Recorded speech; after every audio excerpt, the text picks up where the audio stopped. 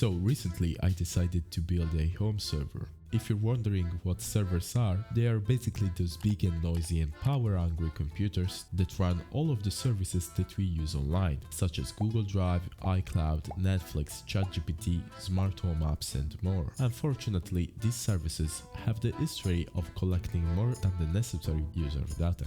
This is why I tried to take matters into my own hands and build a home server. This itch of building a home server came thanks to this guy on YouTube. And it's funny because he makes building home servers look easy. After watching some videos of this guy, I made my shopping list. I decided to buy an HP 800 G3 small form factor and two 480GB SSDs. The computer I chose has the following characteristics. It has an i7 6700 processor, 16GB of DDR4 RAM, and a no-name 256GB SSD. When the computer arrived, I opened it to inspect its guts, and it looked really clean to be a refurbished model. While I was doing that, I took the occasion to install the two SSDs. I used two simple SATA connectors to plug the drives into the motherboard.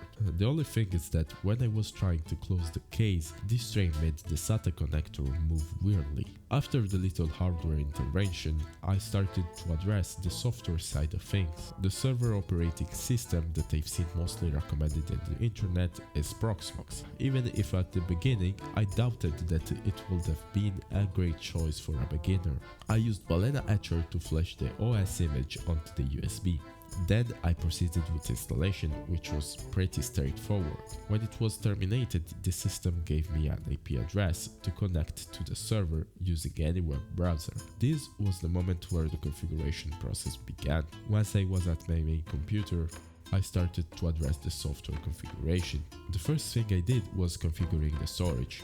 If you remember what I said before and your brain isn't too brain rotted, I bought two identical SSDs and now they come into play, because I recently learned that sometimes servers use a RAID configuration. This configuration makes the two drives redundant, so that if one of the two fails, the other one keeps working, and the services you're running stay uninterrupted. I then created my first virtual machine. I was planning to run an open source and free CCTV software called Shinobi Video, and also Nextcloud, that simply put is your personal and self-hosted private cloud. After that, I created a container, which from my understanding is a simpler virtual machine, to host a really interesting software, Home Assistant, which allows users to self-host their entire smart home without relying on shady third-party servers. Keep in mind that I don't really know what I'm doing when it comes to home servers, and I follow the tutorial all the times while doing this, so that's one of the reasons I didn't include much footage of me actually installing stuff,